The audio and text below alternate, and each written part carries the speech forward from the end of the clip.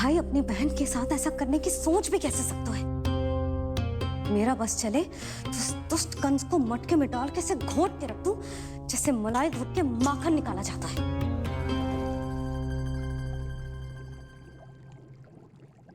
ना, माखन ना, जे कंस तो कीड़ा है। इसे तो पटक पटक के ऐसे मारना चाहिए जैसे कीड़ा निकालने के लिए धान के गट्ठर को पटका जाता है।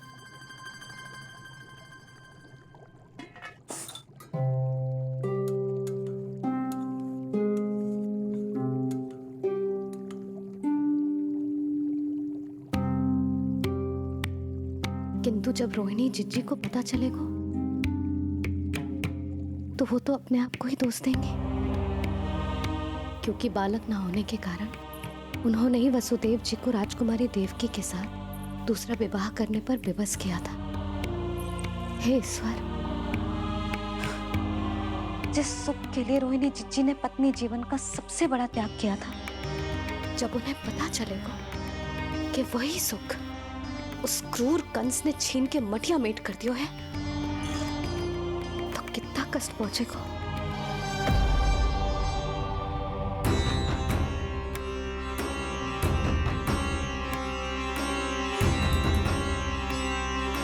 रोहिणी जीजी,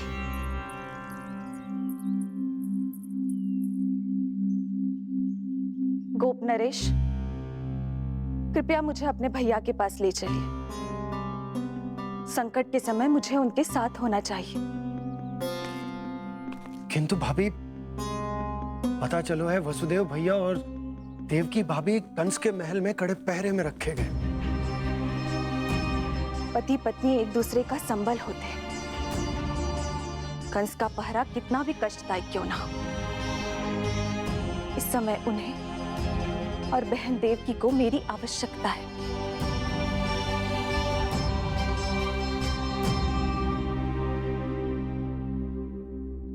ये मेरी विवशता है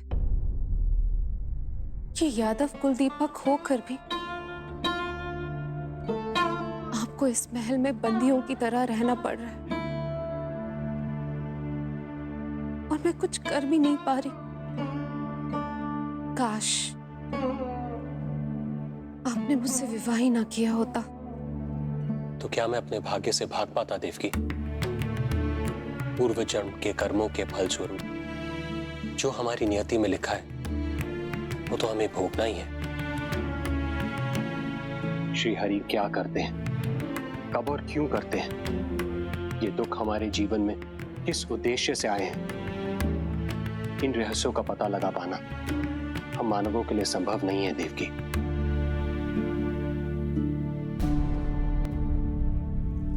तो फिर चलिए यहां से भाग चलते हैं, कहीं ऐसे स्थान पर जहां भैया की छाया भी हम पर ना पड़ सके।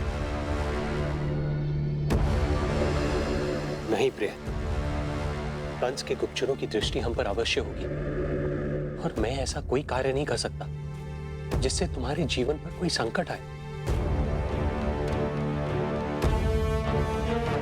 और मैंने उन्हें अपनी सभी संतानों को सौंपने का वचन भी दिया है।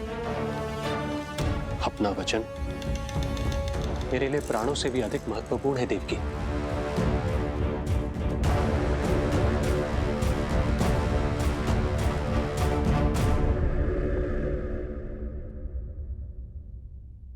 राजन, राजकुमारी, गोकुल से रानी रोहिणी और गोपराज नंद पधारे हैं।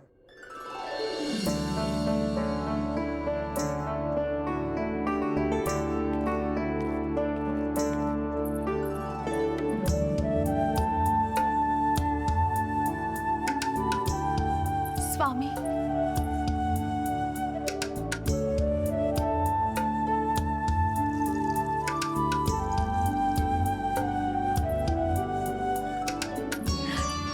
बहन, दीदी,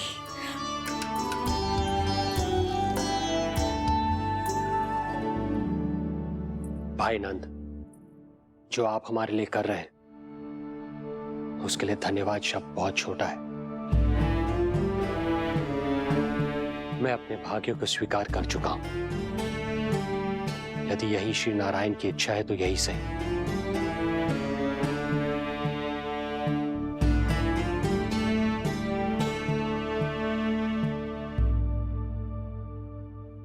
भाई नंद, इस समय मथुरा का वातावरण अनुकूल नहीं है, आपको जाना चाहिए। यशोदा भाभी भी चिंतित हो रही होंगी, उनसे कहिएगा हम यहां सुरक्षित हैं अभी तक।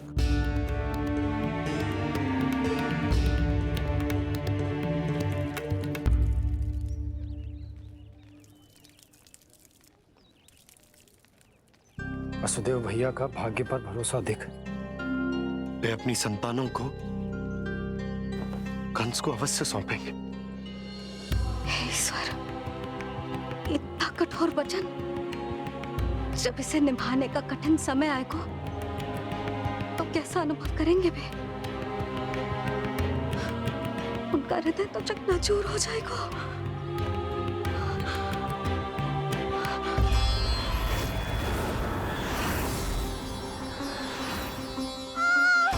सब्र से सब ठीक हो जाएगा। देवकी, मैं महाराज शूरसेन का पुत्र वसुदेव आपको वचन देता हूं, अपनी 8 संतानों को जन्म देते ही स्वयं आपके सामने प्रस्तुत करूंगा।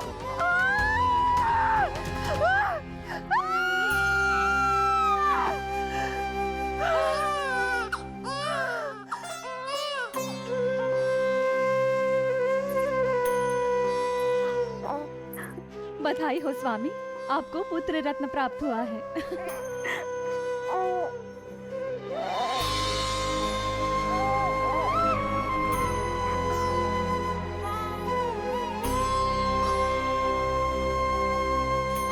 महाराज को पता चला तो क्या होगा?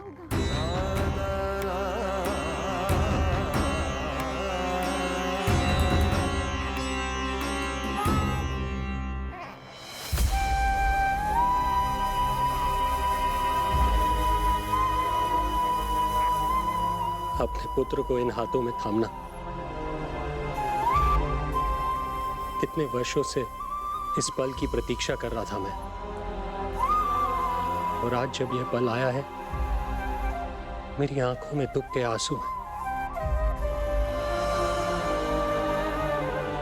एक पिता जब प्रथम बार अपनी संतान को गोद में उठाता है तो सबसे पहले यह सोचता है कि उसे क्या नाम दूं, उसका सुनहरा भविष्य कैसे सुनिश्चित करे। किंतु मैं वो भाग्यहीन पिता हूं जो अपने पुत्र का भविष्य मृत्यु के अंधकार में डुबोने जा रहा है। मैं इसे नाम देकर क्या करूंगा?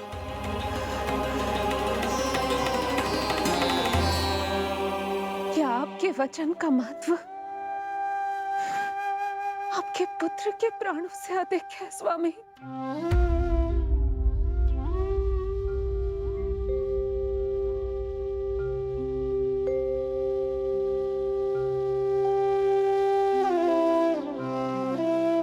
श्री नारायण का दूसरा नाम सत्य होता है देवकी।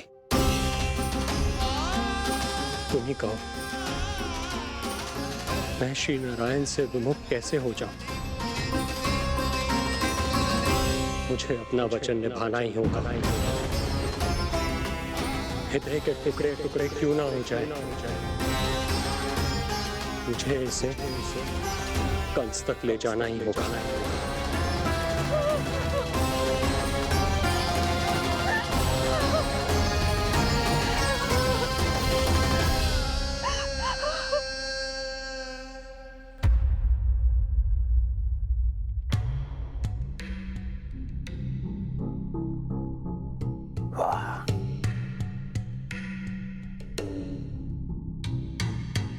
इतना स्वादिष्ट भोजन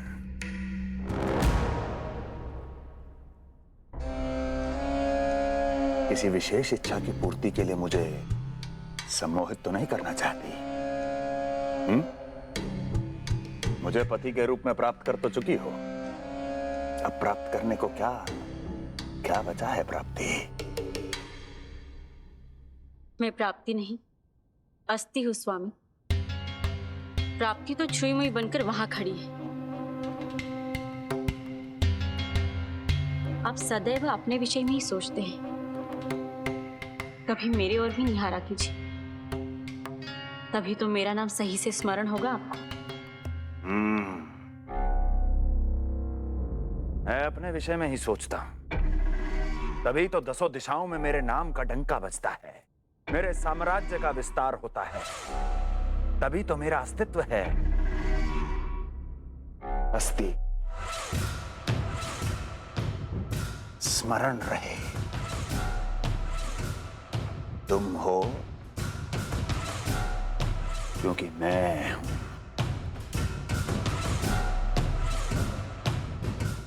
वन में यदि सिंह न हो तो उसके आश्रिति पर गीदड़ भी आक्रमण कर देते हैं। सिंह कभी अपने शत्रु को एक क्षण भी जीवित नहीं छोड़ता महाराज। आपने तो छोड़ दिया देवकी को। सिंह नहीं, आप वो गाय हैं जो अपनी कसाई से अथाह प्रेम करती है।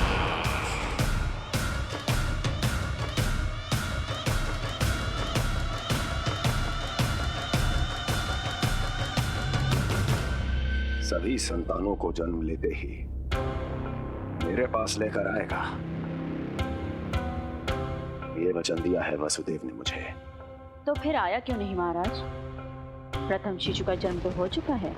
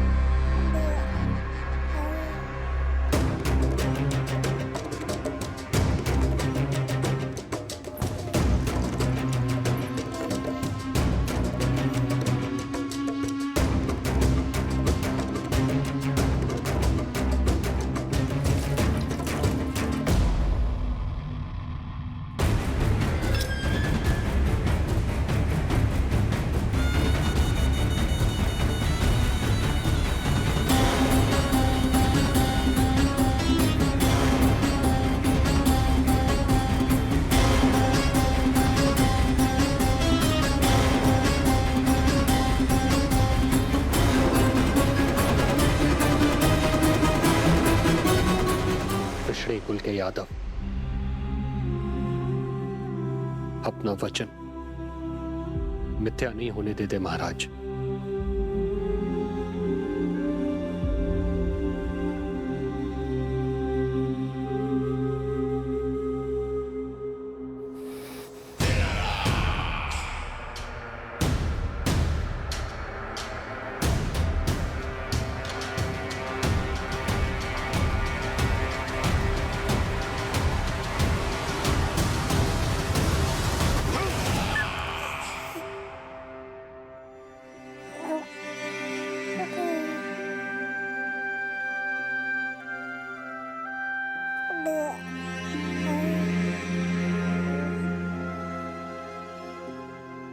ये देवकी का पुत्र है, मेरी बहन जो मुझे प्रिय हुआ करती थी, उसका प्रथम पुत्र है ये, मेरा प्रथम भांजा।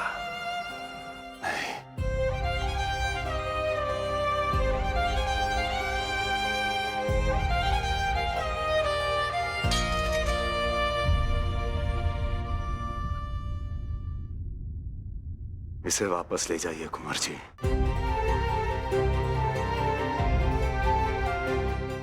देवकी की प्रथम संतान से मुझे कोई संकट नहीं।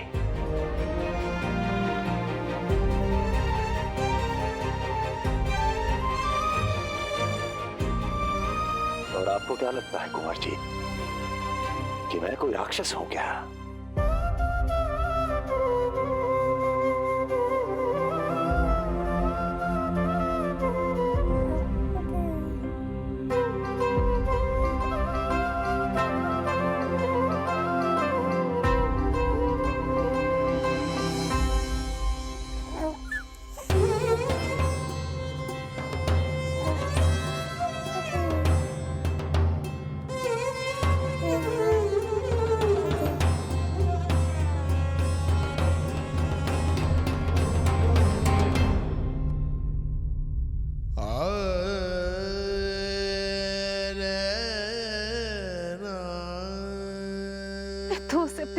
भी नहीं उठा पाई थी दीदी।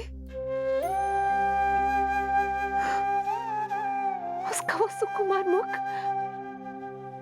मेरी स्मृति से जा ही नहीं रहा। वो मधुर रुदन अभी तक मेरे कानों में गूंज रहा है। मैं तुम्हारी पीड़ा का अनुमान लगा सकती हूँ देवकी। मैंने उसे जन्म नहीं दिया था, फिर भी मेरे कान अभी तक उसके रुदन की ध्वनि सुन रहे हैं। क्योंकि ये अपनी माओ को पुकार रहा है। तुम्हारे भैया ने हमारे पुत्र को प्राणदान दे दिया है देवकी।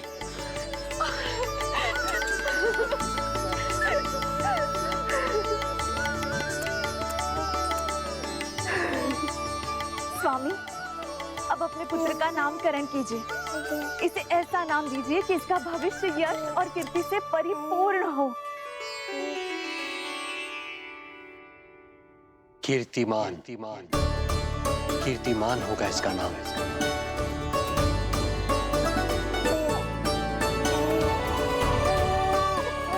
कीर्तिमान।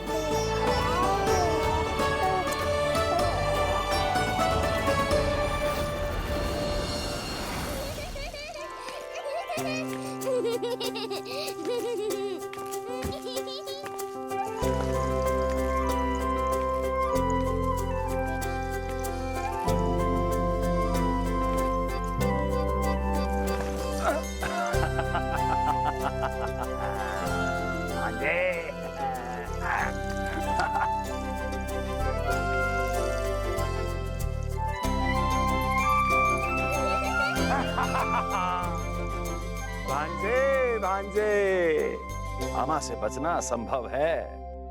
मामा जी, आपकी भुजाओं में कितना बल है, मुझे पीड़ा हो रही है। मेरा दूसरा हाथ पकड़ लीजिए। तुझे पीड़ा हो रही है? ये ले।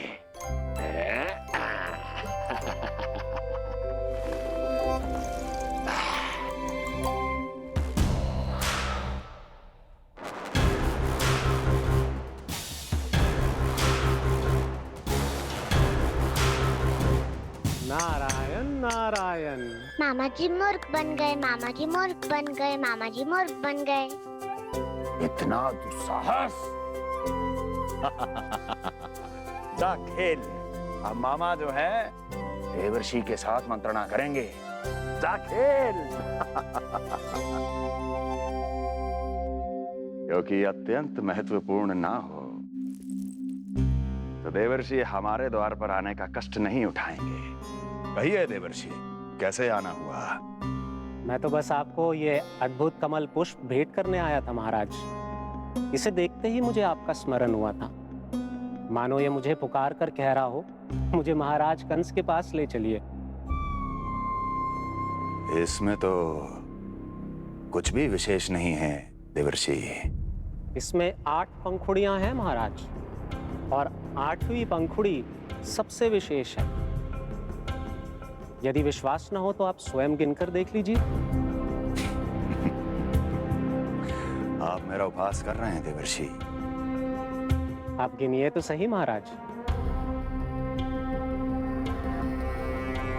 1 2 3 4 5 6 7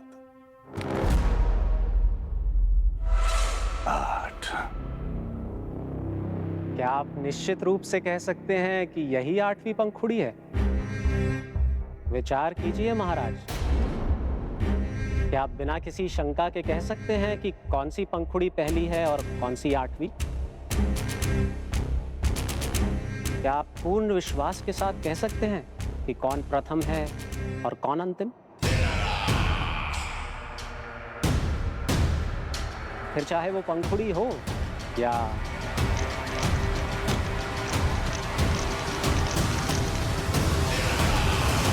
सावधान करने के लिए धन्यवाद देवर्षि।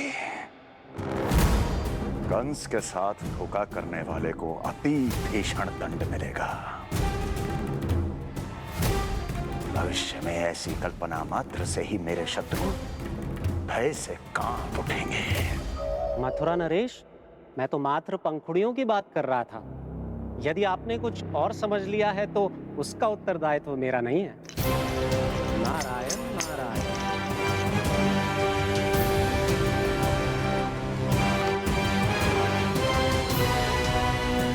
विचार कीजिए महाराज, क्या आप बिना किसी शंका के कह सकते हैं कि कौन सी पंखुड़ी पहली है और कौन सी 8वीं? क्या आप पूर्ण विश्वास के साथ कह सकते हैं कि कौन प्रथम है और कौन अंतिम? फिर चाहे वो पंखुड़ी हो या... मामा जी मूर्ख बन गए, मामा जी मूर्ख बन गए, मामा जी मूर्ख बन गए, मामा जी मूर्ख बन गए।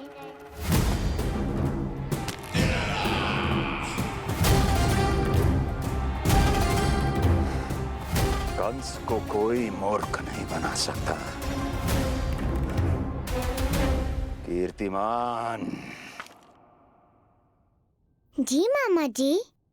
क्रोध काम लोभ मद मोह मत्सर, क्रोध काम लोभ मद मोह मत्सर, क्रोध काम लोभ। मामा जी मुझे दर्द हो रहा है। काम लोभ मद मोह मत्सर, क्रोध काम लोभ मद मोह मत्सर। स्वामी, ये कीर्तिमान के लिए कैसा लग रहा है? ये लीजिए स्वामी।